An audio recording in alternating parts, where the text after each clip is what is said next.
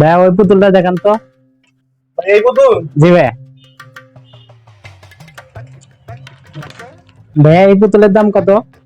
এই পুতুলের দাম তো 400 টাকা, একদম 350 টাকা রাখা যাবে, আর কম করে রাখা যাবে না। ভাইয়া একদম 300 টাকা, এতে কি দিতে পারবেন? কি বন্ধু, কি অবস্থা? তুমি কি আরস? কইস না বন্ধু, এই যে আল্লাহ পুতুল নিতে আসি ফেলেন নি। ভাই পুতুলটার দাম কত দিব? ভাই আমি তো বলে দিলাম ভাই, এর কম দেওয়া যাবে না। কত বলে দিচ্ছেন ভাই? ভাই আমি 350 টাকা বলে দিছি। তা আমি যেমন জানিয়ে দেব। না বন্ধু থাক, আমি দিতে মানি। না বন্ধু, অনেকদিন পর দেখা, আমি তো দিতেছি, তুই যা মেজাজটা ঠান্ডা নেই, আমি দিতেছি, যা তুই। না বন্ধু থো, আমি তো দিই। আরে না, আমি দিতেছি, আরে না আমি দিই। আরে না, আমি দিতেছি। আচ্ছা দে তুই দে। ভাই তাহলে আপনার দহনের বিল হলো কত? ভাই দোকানের বিল তো হচ্ছে 5000 টাকা। কি বলেন ভাই? আপনি কি পাগল হয়েছেন?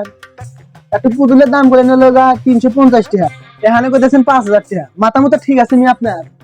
ভাই আমার মাথা ঠিকই আছে, আপনার মাথা ঠিক নাই। ভাই ও তো দোকানে পাইকারি মাল নিয়ে গেল। আহা, আমি পারি না আর পারি না, আমি কেন মরি না।